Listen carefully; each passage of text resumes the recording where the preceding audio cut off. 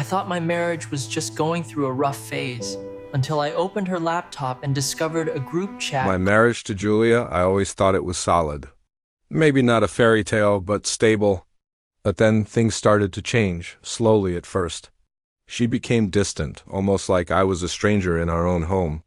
My opinions were brushed aside, my questions met with a sharp, irritated tone. Whenever I tried to connect, she'd bury herself in her work, using it as a shield. I made excuses for her. I told myself it was just stress from her demanding job.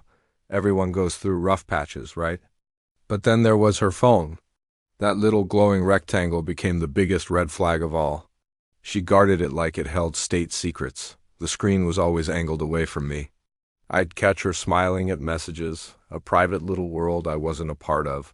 The distance between us wasn't just emotional anymore. It was a physical gap she created every time she picked up that phone. One night it wouldn't stop vibrating. A constant stream of notifications. "It's just work," she said, her voice flat. But I didn't believe her. I lay awake for what felt like an eternity, listening to her whispering into the phone for nearly an hour. The next morning, she was gone before the sun was even up. A cold, heavy feeling settled in my stomach. Something was deeply, fundamentally wrong. I finally broke down and talked to my friend Dave. I laid it all out.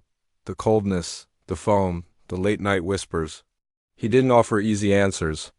He just listened, and then he gently told me, "Man, you need to stop ignoring the signs. Pay attention." His words were the push I needed. I decided to stop living in denial. A few days later, the truth hit me like a punch to the gut. I was walking past her laptop, which she'd left open, and a notification popped up. It was a group chat with her sisters. The chat name? Operation Divorce Jack and Jack. That's me. My heart just stopped. I couldn't look away. I read through their messages, each word a new betrayal. They were joking about how oblivious I was, planning the timing of the divorce around her career, discussing how to split our assets. They even mentioned a guy named Darren who was apparently helping her through this transition. My world tilted on its axis. I kept scrolling, propelled by a morbid need to know everything. Julia had written that she wanted out as soon as her big promotion was official. She said she needed a partner who matched her ambition, that I was too. Ordinary for her new image, ordinary, the word echoed in my head. I quietly closed the laptop, a toxic mix of anger and profound sadness swirling inside me. My first instinct was to confront her, to scream, to demand answers, but I held back. I needed more than just her side of the story. I wanted the undeniable truth. Dave, being the incredible friend he is, helped me look into it. We started digging, just using public information, social media profiles. And there it was. Messages between her and out in the open for anyone to see. Flirty comments, late-night chats, plans for drinks. It was all there, confirming the affair. They thought I was too simple, too dull to ever figure it out. That was the most insulting part. Instead of exploding, a strange calm washed over me. I wasn't going to play their game. I started documenting everything, screenshots of the messages, chat logs, timelines. I created a file, a quiet testament to her betrayal. Around Julia, I became distant myself. She didn't see it as suspicion. She saw it as me being my usual distracted self.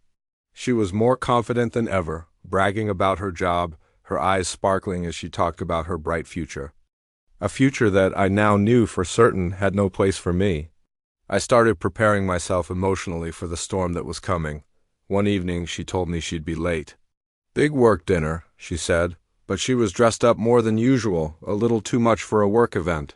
"Have a good night," I said, my voice steady. She left with a smile, not a trace of guilt on her face. The moment the door closed, I felt a shift inside me. The heartbreak was still there, but it was hardening into resolve. The very next day, I contacted a lawyer. I laid out the entire story, showed him the evidence I'd gathered. He was professional and direct, advising me to also look into our finances. It didn't take long to find it, a separate bank account in her name. She'd been moving small, almost unnoticeable amounts of money into it every single week. She was building her escape fund piece by piece. She had been planning this for months. While she was busy crafting her exit strategy, I was building my own. I stayed polite, even kind to her. I played the part of the clueless, ordinary husband. Then the day finally came. The promotion was announced.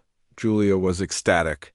I could hear her on the phone in the other room, laughing and celebrating with her sisters. "The timing is perfect," one of them squealed. I stood in the hallway, completely unseen, listening to the final act of my marriage being celebrated. That night, she was gentle with me for the first time in what felt like a year. She touched my arm, asked about my day. I understood perfectly. It was the guilt, the final parting gesture before delivering the killing blow. The next morning, she sat down across from me at the kitchen table, a serious look on her face. "Jack," she started, "we need to talk later." I knew this was it. This was the speech she had been rehearsing. Before she could get another word out, I looked her straight in the eye and said, calmly, "I've already seen the Operation Divorce Jack group chat." The color drained from her face. She looked like she'd seen a ghost. How much do you know?" She stammered. "I know everything, Julia," I said. "I know about Darren." The name hung in the air between us. She froze. The carefully constructed web of lies fell apart in an instant. She tried to blame her stress, her confusion, her sisters, anything and anyone but herself. When she finally confessed to the affair, her excuse was the most painful thing of all. She said she didn't think I would care. She assumed I wouldn't fight her. "The marriage is over," I told her, my voice unwavering. "I have all the evidence." "And I've already filed." She just stared at me, stunned. She never expected me to act first. She never expected consequences. The shock turned to tears, then to bargaining, then back to blaming me. Through it all, I stayed perfectly calm. I went to our room and started packing a bag. She followed me, begging me not to ruin her career with the affair evidence. "I have no intention of hurting you professionally," I said. "I just want my freedom," and with that I walked out of the house and didn't look back. I moved into a small apartment. The first few days were a blur of grief and an overwhelming sense of relief. Julia messaged me constantly, apologies, excuses, claims that Darren wasn't serious about her and that she'd made a terrible mistake. I never replied. I put my phone on silent and focused on myself. I reconnected with friends I'd neglected. I found a strange peace in the quiet. The divorce went smoothly, thanks to all the preparation. Julia tried to talk one last time, but I politely declined. I didn't want that life anymore. She had made her choices, and now I was making mine. For the first time in years, I felt a sense of clarity, a feeling of being in control of my own life. I was finally truly free. Thanks for listening to my story. If you found it helpful or relatable, please consider liking and subscribing for more content. Take care.